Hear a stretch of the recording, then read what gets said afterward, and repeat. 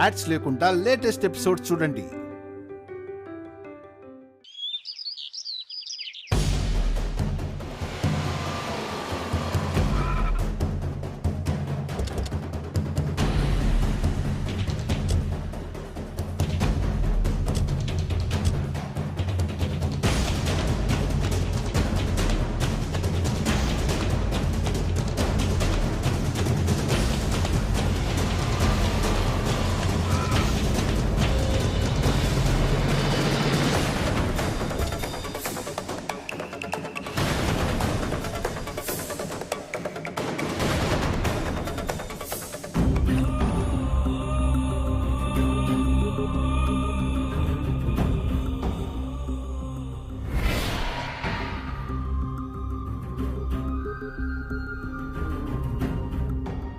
అలేఖ్య, నా జీవితంలో నా భార్య స్థానం చాలా ఉన్నతమైంది, పవిత్రమైంది.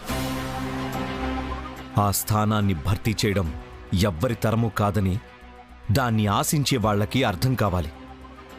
నేనీ కోర్టుకి రావడం ఇదే ఆఖరిసారి కావాలి. జీవితంలో మనకి బాగా కావలసిన వాళ్ళ స్థానాన్ని ఎవరూ భర్తీ చేయలేరు దేవాంశ్. కానీ వాళ్ళు లేని లోటుని తీర్చేవారు ఒకరుంటారు. అది ఈ మోసగత్తే హంతకురాలు మాత్రం కానివ్వను. తను వైదేహి స్థానం కోసం ఆశపడటం కాదు కదా. ఈ రోజు తర్వాత నీ మొహం కూడా చూడకుండా శిక్ష పడేలా చేస్తాను. ఆపండి, ఆపండి, ఆపండి, ఆపండి, ఆపండి, ఆపండి, ఆపండి. ఏం తెలుసు నా గురించి అని, హంతకురాలు మోసగత్తే అని ఇక్కడ తీర్పు చేస్తున్నావు? అసలు ఈ రూపమే నాది కాదు. ఈ రూపంలో ఉన్న ఎవరో తప్పు చేస్తే నాకు శిక్ష పడాలని చూస్తున్నారా?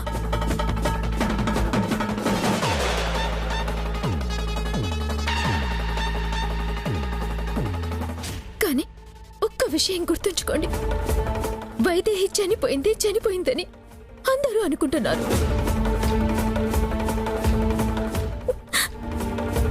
కానీ వైదేహి బతికే ఉంది, మీ ఎదురుగానే ఉంది.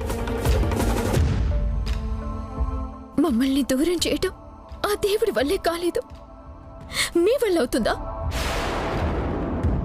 అవుతుందో లేదో కాసేపట్లో కోర్టులో తేలుతుంది.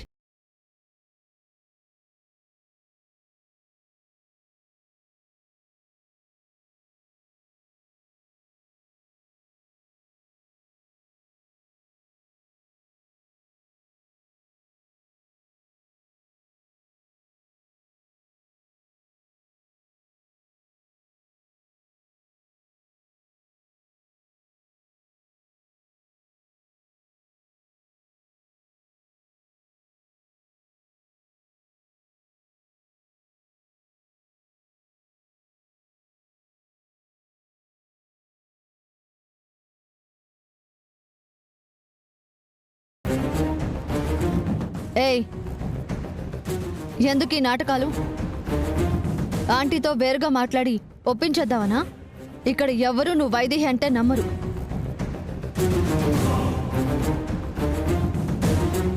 ఒకసారి మాట్లాడనివ్వండి, తప్పేముంది? ఏంటి ఇన్స్పెక్టర్? తను నిన్నటి నుంచి ఆవిడతో ఒకసారి మాట్లాడాలంటుంది కదా. ఒకసారి అవకాశం ఇస్తే ఏమవుతుంది అంటున్నాను.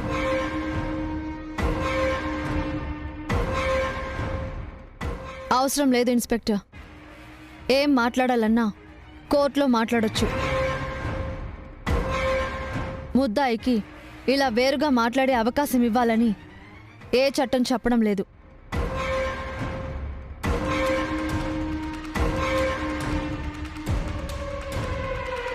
దానికి చట్టంతో పనేంటి లాయర్? వైదేహి చనిపోయిందని మీరందరూ నమ్ముతున్నారు కదా.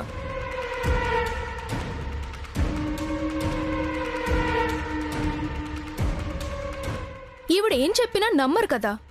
అలాంటప్పుడు ఆవిడ ఏం చెప్తుందో ఒకసారి వింటే నష్టమేంటి?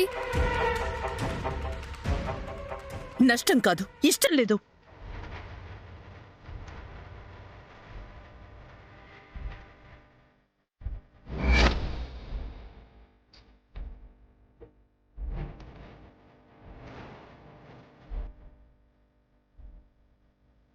పోనీ ఇష్టం లేనట్టే మాట్లాడండి. అయినా ఎవరైనా మనతో మాట్లాడాలనుకున్నప్పుడు మాట్లాడిస్తేనే కదా మంచో చెడో అవసరమో కాదో తెలుస్తుంది.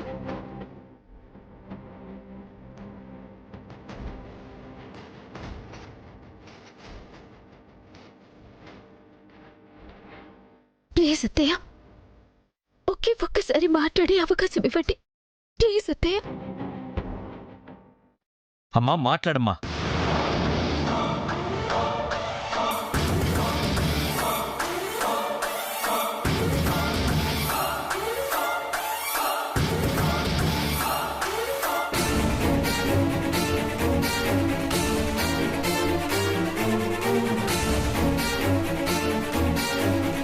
దేవాంశ్, మాట్లాడిని అలేఖ్య. మాట్లాడినంత మాత్రాన ఈవిడ వైదేహి అయిపోదు, మా అమ్మకి కోడలు అయిపోదు. నువ్వెళ్ళమ్మా. వెళ్ళు.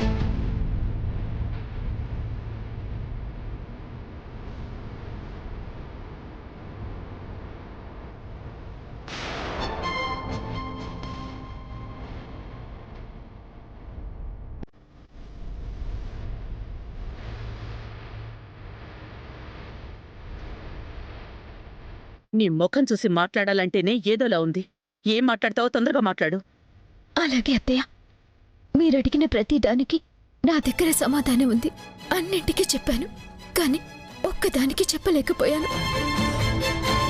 వైశాలి నా స్థానంలోకి వచ్చేసరికి నేనెక్కడున్నాను, నన్నెప్పుడు కిడ్నాప్ చేశారు అని. అవును, అదే కదా మేము అడిగేది. నువ్వు నిజంగా వైదేహివే అయితే ఎక్కడికెళ్ళావు? చెప్పడానికి ఏమైంది? చెప్పలేనత్తయ్య, ఎందుకంటే ఆ రోజు మీరెక్కడున్నారో నేను అక్కడే ఉన్నాను కాబట్టి. ఏంటి? ఆ రోజు మీకోసం రాకపోతే అసలు బయటికొచ్చే అవసరమే ఉండేది కాదు నాకు.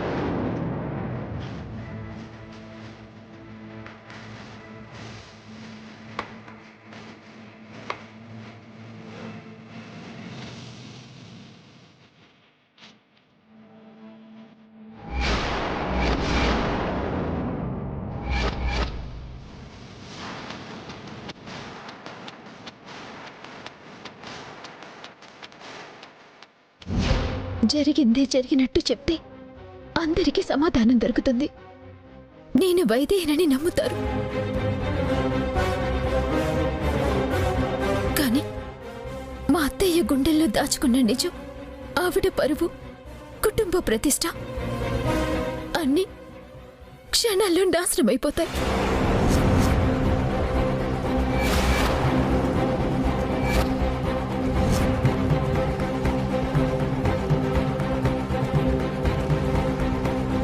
మీ కోడలిగా నేనా పని చేయలేకపోయానత్తయ్య.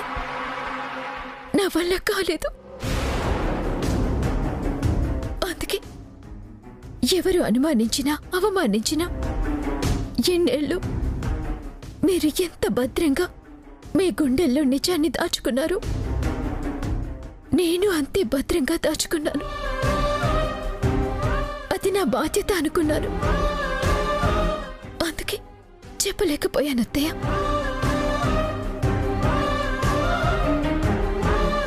నువ్వు చెప్పేది నిజమేనా? నిజం అత్తయ్య. మీ వైదేహిని కాబట్టే చెప్పలేదు. ఏదో స్వార్థంతో మీ కోడల్ని కావాలనుకుంటే ఎప్పుడూ చెప్పేదాన్ని కదా. ఎందుకు మీ పరువు కాపాడాలనుకుంటాను. నేను మీ కోడల్ని అత్తయ్య. నన్ను నమ్మండి.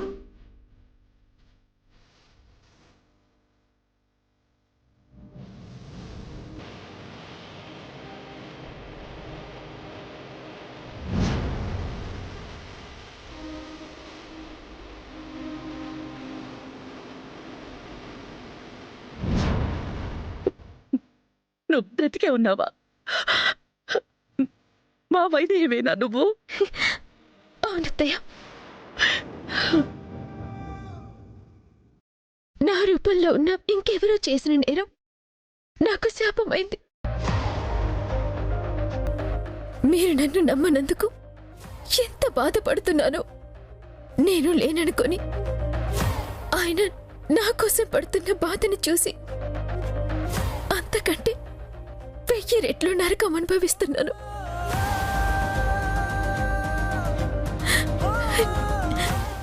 నేను నిజం చెప్పలేనత్తయ్య, కానీ నేనే వైదేహినని మీరే చెప్పాలి.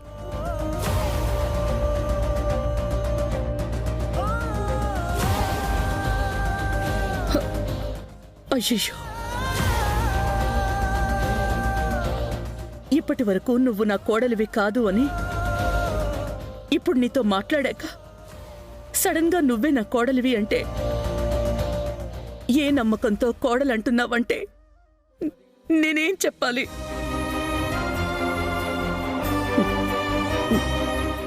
సరేనమ్మా, నిజం తెలియాలి కదా. వద్దత్తయ్య,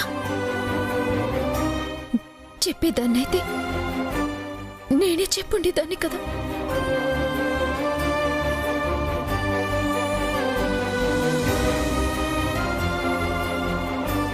అది కాదమ్మా, ఉన్న ఆధారాలన్నీ వైశాలే వైదేహి అన్నట్టున్నాయి. చివరికి నిన్ను ఎంతగానో ప్రేమించిన దేవాంశ్ కూడా నువ్వు వైశాలివనే అంటున్నాడు. నిజం చెప్పకుండా ఎలా నమ్మించగలను? నా కోడల్ని నా కోడలు అని చెప్పకుండా ఎలా ఉండగలను? ఇంకా ఎంతసేపు ఆ మాటలు? జిడ్డులా చెప్పిందే చెప్తూ ఉంటుంది. అమ్మను రమ్మన లెక్క. ఆంటీ, టైం అవుతోంది. వస్తున్నానమ్మా. అత్తయ్య, ఏదో ఒకటి చేయండి అత్తయ్య. నిజంగా నాకేం చేయాలో తెలియడం లేదమ్మా, కానీ నీకు అన్యాయం చెయ్యలేను. నా కొడుకు ఏడుస్తుంటే చూడలేను. అసలు నువ్వు ఇంట్లోనే ఉంటే ఆ సంతోషమే వేరు కదమ్మా. నువ్వు కావని ఎలా చెప్పగలను? చెప్తానమ్మా.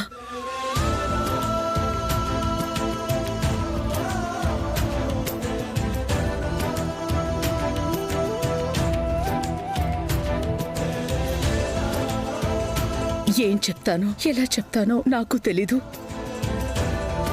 కానీ ఏ కోర్టులో అయితే అందరి ముందు నువ్వు వైశాలివి అన్నారు, అదే కోర్టులో నువ్వే నా కోడలివి అని చెప్తాను. చెప్తాను.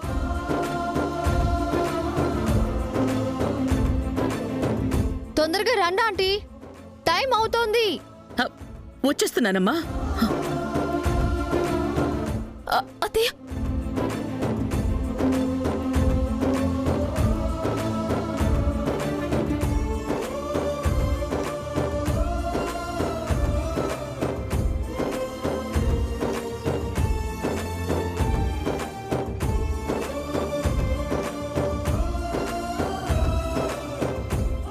వెళ్దాం పదండి. మేడం,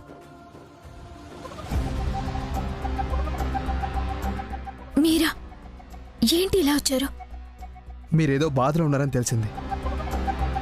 అడిగితే చెప్పలేరు. తర్వాత మిమ్మల్ని పోలీసులు అరెస్ట్ చేశారు.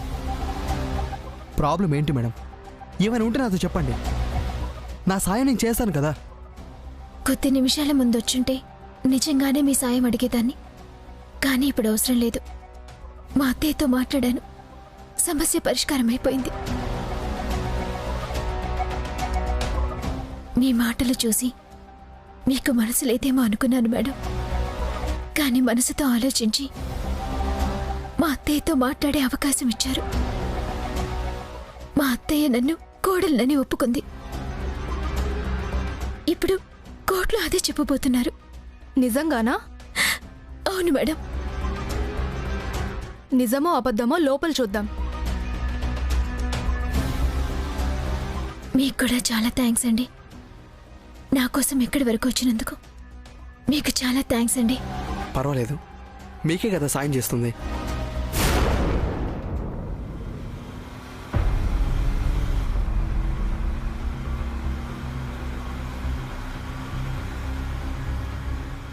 ఏంటో నిన్ననే వైదేహికి శిక్ష పడుతుంది అనుకుంటే వైదేహినో వైశాలినో తెలీదని డౌట్లో పెట్టాడు జడ్జి. అసలు శిక్ష పడుతుందో లేదో? శిక్ష పడుతుంది నాంచారమ్మా, కానీ ఉరి శిక్ష మాత్రం పడి తీరాలి. వైదేహి కాదు వైశాలి అని నమ్మాలి కదా. నమ్ముతారు నాంచారమ్మా. ఒకవేళ ఎవ్వరూ నమ్మకపోతే నమ్మించడానికే కదా నేనొస్తున్నాను. అందరి దృష్టిలో చచ్చిందానివి. నువ్వేం నమ్మిస్తావు? అందరి దృష్టిలో చచ్చిపోయాను, కానీ నిజంగా చావలేదు కదా. ఖచ్చితంగా ఉరిశిక్ష వేయిస్తాను, నా పగ తీర్చుకుంటాను. చెంచలా, మన పగ దశరథ రామయ్య మీద. వైదేహికి ఉరిశిక్ష వేయడం వల్ల మనకి వచ్చేదేంటి? కుటుంబం మొత్తం కలిపి వాళ్ళ కోడలికి వాళ్లే వ్యతిరేకంగా మాట్లాడి ఉరిశిక్ష వేయిస్తున్నారు. అంతకు మించి పెద్ద శిక్ష ఇంకే ఉంటుంది.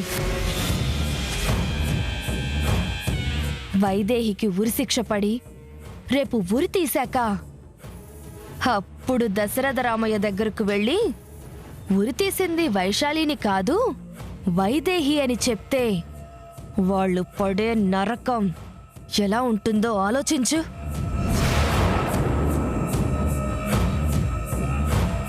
ఇంతకన్నా పగ తీర్చుకోవడం ఇంకే ఉంటుంది. నా కళ్ళ ముందే నా కూతుర్ని నా నుంచి దూరం చేశారు. ఈరోజు వాళ్ళ కళ్ళ ముందే వాళ్ళ కోడల్ని దూరం చేస్తున్నా. ఆ తర్వాత ఇక అంతా పతనమే. మన పగ తీరబోతుంది నాంచారమ్మ, ఖచ్చితంగా తీరుతుంది.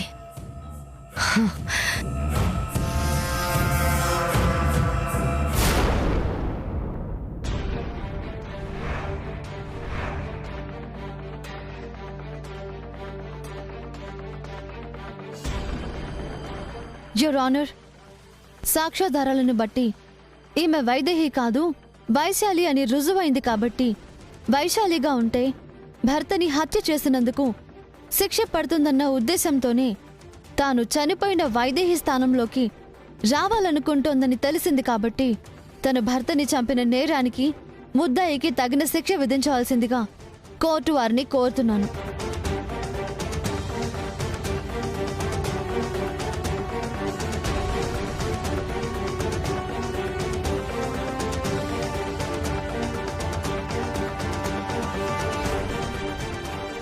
నువ్వు చెప్పుకోవాల్సిందేమైనా ఉందమ్మా?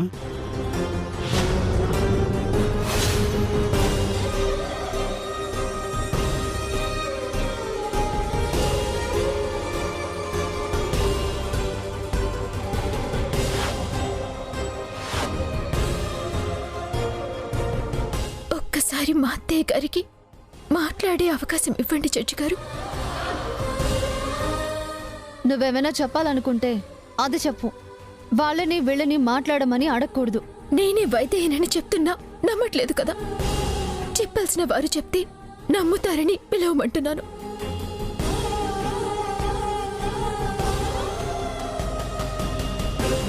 అంటే ఇప్పుడు ఆవిడొచ్చి నువ్వే వైదేహి అని చెప్తుందని ఆశపడుతున్నావా? బయట అంతసేపు మాట్లాడావు కదా, అప్పుడు చెప్పండి. ఇప్పుడేం చెప్తారనుకుంటున్నావు?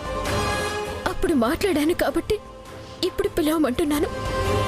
జడ్జి గారు, ఒక్కసారి మా అత్తయ్య గారికి మాట్లాడే అవకాశం ఇవ్వండి. అవసరం లేదు యువర్ ఆనర్.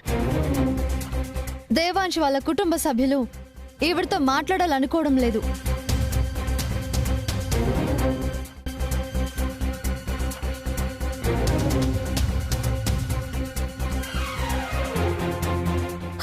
లేదు జడ్జి గారు, మా అత్తయ్య మాట్లాడతారు.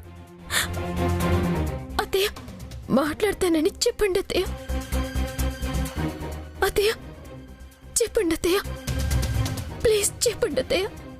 ఏమమ్మా మీరేమైనా మాట్లాడాలనుకుంటున్నారా?